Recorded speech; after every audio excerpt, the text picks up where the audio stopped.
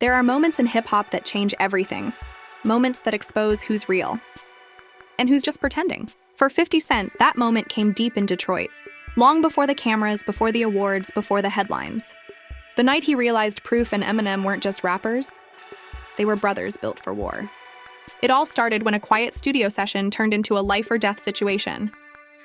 A bad deal, a wrong word, and suddenly 50 found himself surrounded.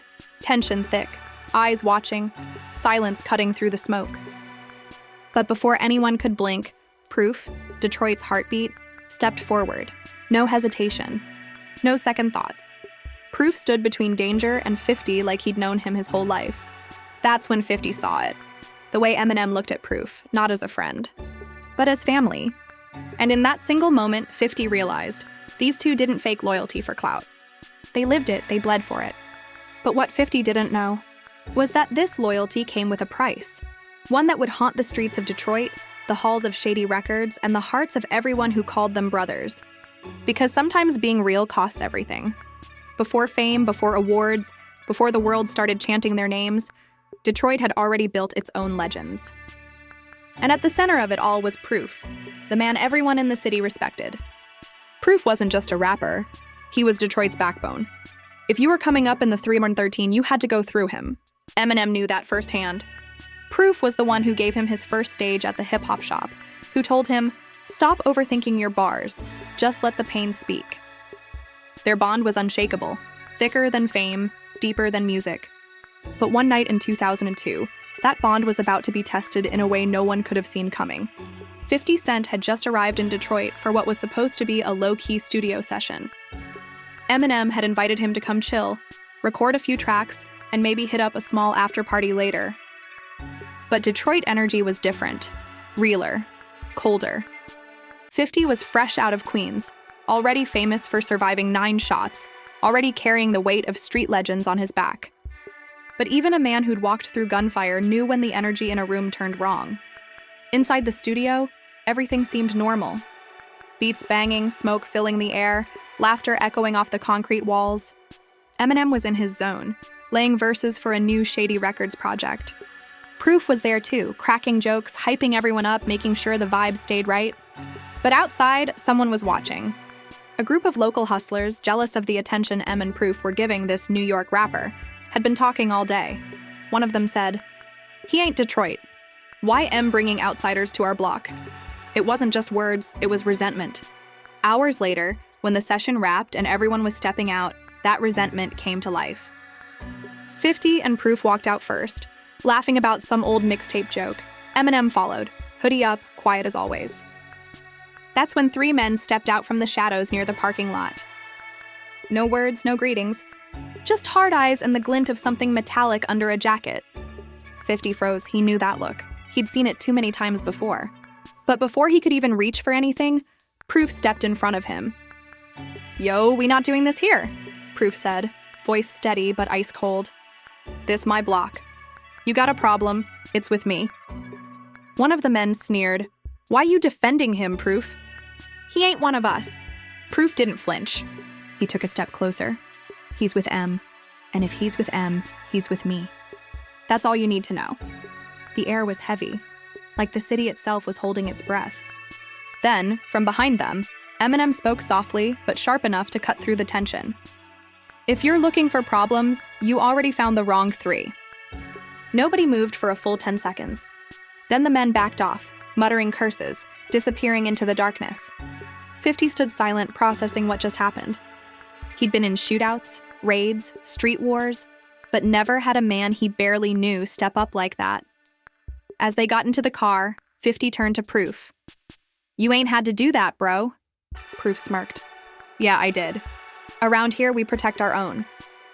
That was the moment the second 50 realized these guys weren't industry friends. They weren't doing it for cameras or contracts. They were real. The next few days, 50 couldn't stop thinking about it. In Queens, loyalty came with conditions. In Detroit, it came with heart. He started noticing things differently. How Proof checked on every person in the studio, how Eminem treated every verse like therapy, how their team moved like a family. But behind all that unity, there was a darker truth lurking in the background, a shadow tied to the streets Proof grew up in. Detroit had love for Proof, but not everyone had love for what Shady Records was becoming. A rumor started spreading that Proof had turned his back on the city to protect outsiders. It was all lies, but lies travel faster than facts in hip-hop, and before long, people started whispering that the same crew who confronted 50 that night wasn't done. One evening, Eminem got a call from an unknown number. All he heard was, "Tell your New York boy to stay out of Detroit, or next time, Proof can't save him." M froze. He knew this wasn't an idle threat. Detroit loved him, but he wasn't blind. He knew how fast love could turn into envy. That night, he drove straight to Proof's house. No cameras, no entourage, just him. "We gotta chill on bringing outsiders in for a while," M said quietly. "It's getting heated." Proof shook his head. "You scared now?" "Nah, I'm protecting the family." "Then remember," Proof said, "family ain't about where you from. It's about who got your back when nobody else will." And M realized something. Proof wasn't scared. He wasn't backing down. But what none of them knew was that this loyalty, this unbreakable code, would soon drag all three, Eminem, Proof, and 50, into something bigger than the music. Something that would test not just their friendship, but their souls. Because in Detroit, loyalty doesn't come cheap, and sometimes it comes with blood. After that Detroit night, 50 Cent's respect for Proof and Eminem hit another level. He'd been around hustlers, killers, and businessmen, but never around loyalty like this. Proof didn't just stand up for him. He risked it all for someone the city barely knew. That wasn't normal. That was real. But real always comes with a price. Weeks later, 50 was back in LA working on new music with M. The energy in the studio was strong. Hits were being born daily. But underneath the beats and laughter, something dark was brewing. Proof had stayed behind in Detroit to handle some street noise. Nobody knew what that meant, but 50 noticed how M kept checking his phone every few minutes.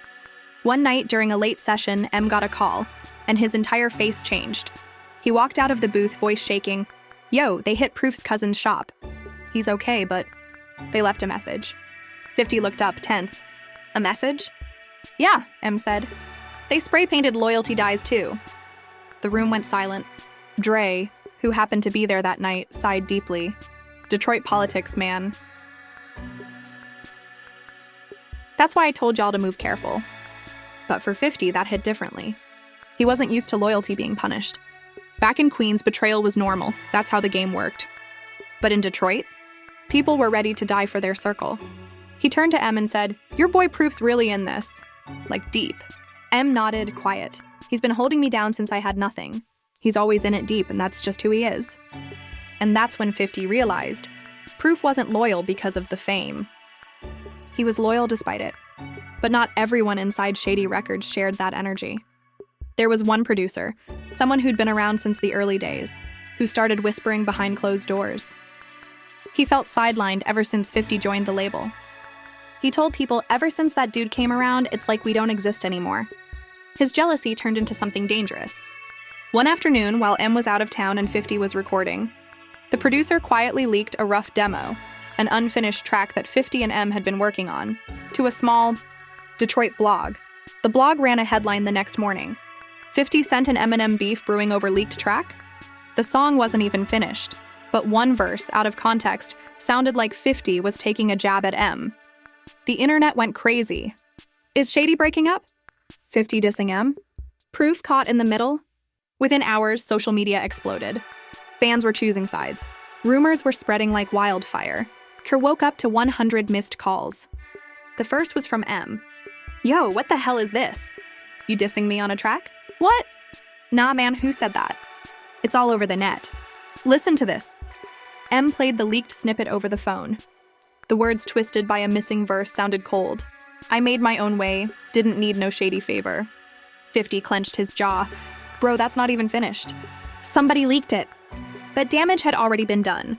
The internet had its narrative, and no one cared about the truth. Proof called both of them to calm it down. "Yo, y'all gotta talk face to face. This ain't about music, this about family." So, a day later, all three met at a private studio in Detroit. The energy was heavy. Proof sat between them, tension thick enough to choke on. I just don't get it, man. You think I didn't believe in you?" 50, "Nah, I think somebody's trying to break us apart." Proof, "Then stop letting them win. Look around. This what they want." Shady divided. G-Unit doubting you, Detroit laughing. For a long minute, no one spoke. Then 50 said something that stuck. You know what's crazy? You know what's crazy? You don't even see how real this is. I'm not from your city, and he nodded toward Proof, was ready to die for me. Ain't too many people left like that. M looked down. His anger faded. Yeah, you're right. He's been saving all of us since day one. Proof cracked a small smile. Then stop arguing, man. We got bigger enemies than each other. The meeting ended with a handshake, tense but genuine. But none of them knew that the producer behind the leak was already working with someone outside the label. Someone with ties to the same crew that had threatened Proof weeks earlier. That connection would soon pull everything apart. A week later, Proof went missing for 2 days. No calls, no texts, M went into panic mode. He called 50 at 3 a.m. He's not answering, bro. Something's wrong. They started calling everyone. Friends, managers, old contacts in Detroit. No one knew where Proof was. Then, on the third day, he called back. I'm good, he said flatly. Just had to handle some things. But his tone was off, darker, colder. Something had changed. 50 pressed him later. You sure you good? Proof nodded. Just needed to remind some people I ain't soft. Then he added something strange. We ain't done with that loyalty talk yet, Fif. Not until everyone learns what real really means. That line hit 50 differently. What did he mean by everyone? That night, 50 sat in his hotel room, staring at the Detroit skyline. He realized that being real wasn't just about taking a bullet or keeping a secret.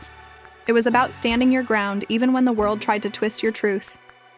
But as he watched the lights flicker in the distance, he couldn't shake the feeling that the story wasn't over, and that Proof was heading down a road he couldn't come back from. Because sometimes, being real means putting yourself in the line of fire, and not everyone survives that. By spring 2006, everything felt off.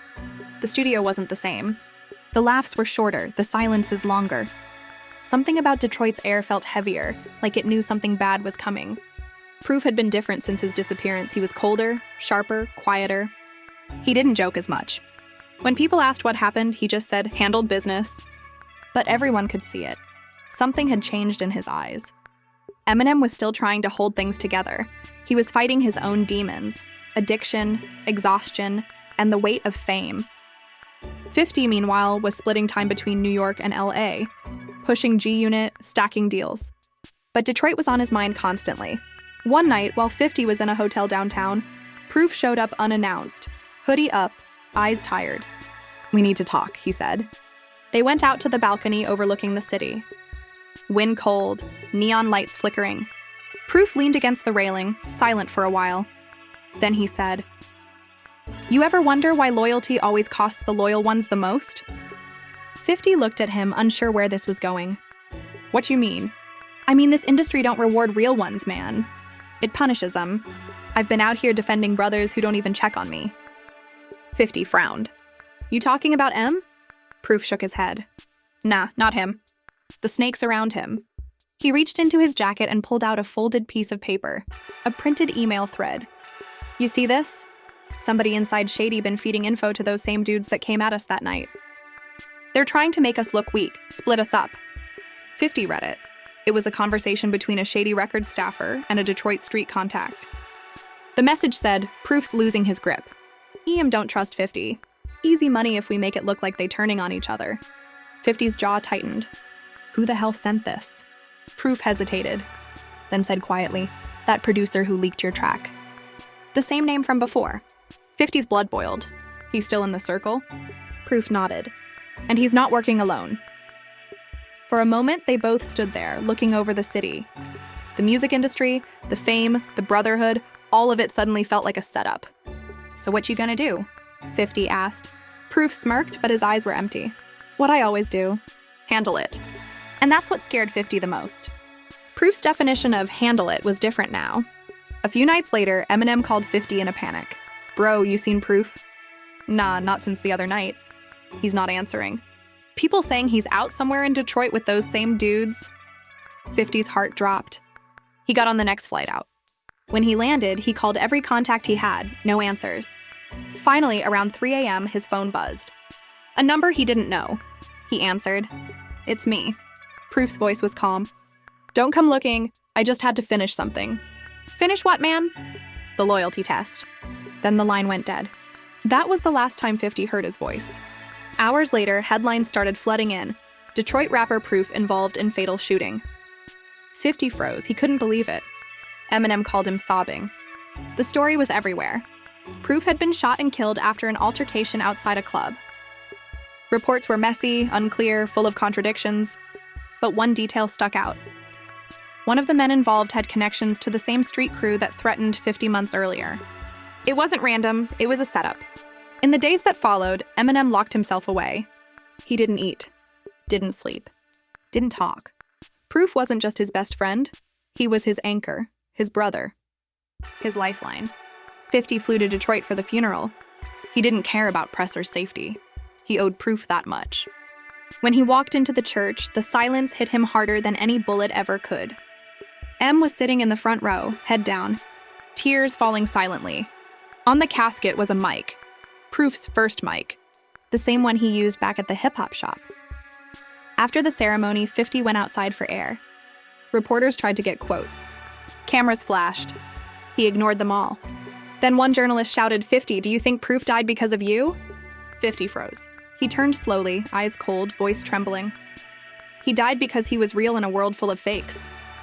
That night, 50 went to Em's house. No cameras, no crew, just him. Em opened the door, eyes red, hands shaking. You were right, 50 said quietly. This world don't reward loyalty, it buries it. Em just nodded, unable to speak. He handed 50 something, a chain. Proof's chain. He wanted you to have it, Em whispered. Said you reminded him of what loyalty looks like. 50 took it, eyes glassy. Then we can't let his name fade. That's when 50 made a silent promise. Proof's loyalty wouldn't die in vain. In the weeks that followed, he started moving differently. More protective, more alert. He pulled Em closer, cut the fake people out, and made sure everyone around them knew. The real ones protect their own. He even went on air once and said, people talk about gangster stuff, street stuff, but you know what's gangster? Standing next to someone even when it ain't convenient. That's what Proof did. That's what real is. Fans were stunned. The clip went viral. People who didn't even know Proof felt like they did. And in that moment, 50 wasn't the cold businessman. He was just a man who lost a real one. Still, one mystery remained. Who really set that night in motion? Months later, 50 got an anonymous envelope. No return address. Inside was a photo. The same producer from Shady Records, sitting in a car with the same Detroit crew who'd threatened them. On the back, scrawled in black ink, were 2 words, handled, finally, no signature, and stared at it for a long time. He didn't tell Em, didn't tell Dre, just folded it up and put it in his pocket. Because deep down, he knew Proof's final loyalty test wasn't about revenge. It was about peace. Proof had made sure no more blood would spill over loyalty again. And for 50 Cent, that was the moment it all clicked. Being real isn't about who's the toughest or who has the biggest name. It's about who stands tall when the world turns its back. That's what Proof taught him. That's what Eminem lived by. And that's what kept their brotherhood alive long after the music stopped. Months turned into years, but for 50 Cent and Eminem, Proof's absence never faded. It just changed shape. It wasn't just grief anymore. It was motivation. A silent fire burning under everything they did. After the funeral, Detroit became quiet, too quiet. Clubs that once blasted D12 and Shady Records went still. Street artists started painting murals, like Proof's face, crown tilted, eyes proud. Underneath, the same words kept showing up in graffiti. Real, recognize, real. And for 50, those words became a mantra. He started seeing the industry for what it really was. A chessboard of loyalty tests, power plays, and silent betrayals. He'd walk into meetings and spot fake smiles instantly. Executives who once praised Proof now avoided even saying his name, afraid to be associated with the violence, as they called it. But 50 wasn't letting that slide. In an interview on Hot 97, he said straight up, "They talk about Proof like he was a casualty. Nah, he was the truth. Y'all just weren't built to handle that." Fans went crazy. Clips flooded YouTube. People commented things like, "Proof died, but the energy stayed alive in Em and 50. This was loyalty you can't fake." And behind the cameras, Eminem was fighting his own battle, recovery. He was trying to stay clean, focused, and alive. Proof's death had almost broken him, but slowly, it started rebuilding him instead. In one studio session, when Em finally came back to record again, he turned to 50 and said, "Bro, "We're not rapping for fame anymore. We're rapping to keep him alive." 50 nodded. "Then let's make sure they never forget." The track that came out of that session was raw. It wasn't meant for radio. It wasn't a single. It was pain on a beat. Unreleased, unheard by the public. And a single. It was pain on a beat. Unreleased, unheard by the public. Just M and 50 in a dark booth spilling everything. M's verse went like this. "Lost my brother to the loyalty code, ain't no medal for that road, just a headstone cold. But if heaven got a cipher, then I know he's still bold, watching over real ones who never fold." 50's verse hit just as hard. "They call it business, I call it betrayal. Proof showed me love deeper than these fake labels. They fear the truth because they can't own it. But loyalty don't die. I just keep it loaded." They didn't release it, but everyone who heard it that night knew. This was more than music. It was closure. By 2010, Eminem was back at the top with Recovery. 50 was branching into film, business, and power moves. But both carried that same Detroit energy. That loyalty Proof died for. Then one night during a Detroit show, something unexpected happened. Eminem stopped the music mid-set. The lights dimmed. The crowd went silent. He looked up and said, "Before we go any further, there's someone we need to thank. The one who started this whole thing, Proof." A massive screen lit up behind him. Clips of Proof, laughing, freestyling, hyping the crowd, played over a slow piano loop. Then out of nowhere, the beat dropped. It was Like Toy Soldiers, a song M had written years earlier about losing friends to the game. But this time it felt different. 50 walked out mid-performance, no announcement. He didn't rap. He just stood beside M, head bowed. The crowd lost it. Phones up, tears out. That moment wasn't a show, it was a reunion. The brotherhood Proof built was standing right there, unshaken. After the concert, 50 sat in the empty arena, looking around. The seats were empty now, but he could still feel the energy. He turned to M and said quietly, "He'd be proud of this." Em nodded. "He'd probably clown us for crying, though." They both laughed, a real laugh, the kind they hadn't had in years. Then 50 said something he'd never said before. "When I met you in Proof, I didn't know what real looked like. Y'all showed me it wasn't about where you from or what you claim. It's about how you stand when it matters." That night, they made another pact.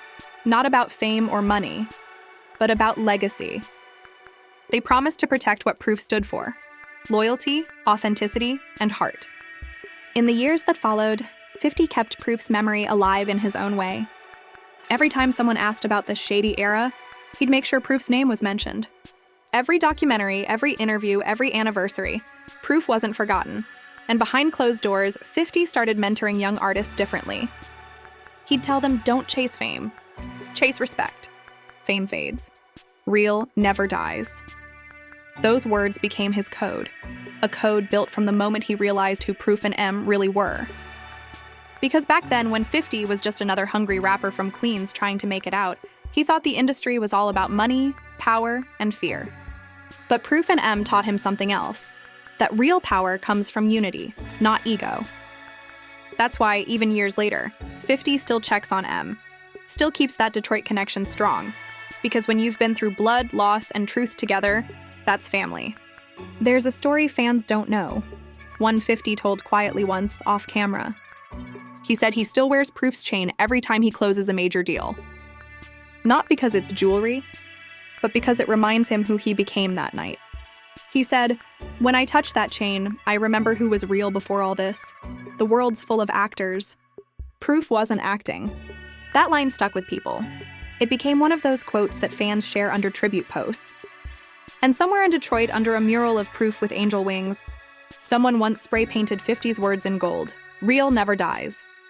Years later, on the 10th anniversary of Proof's death, 50 and Eminem returned to Detroit for a private visit. No cameras, no fans, just them. They went to the cemetery together, stood in silence, and left something on the headstone. The same mic from Proof's first studio and 50's chain hanging around it. M whispered, "You built this, bro." "We just kept it alive." Then 50 added, "You were the first to show me what real loyalty looks like. That's forever." They walked away quietly, but something about that day felt like closure. Proof's story didn't end in that club. It lived on in every lyric, every move, every moment they stood for truth. And for 50, that's what made him finally understand the meaning behind it all. The moment I found out Proof and Eminem were real, he once said, wasn't when they had my back.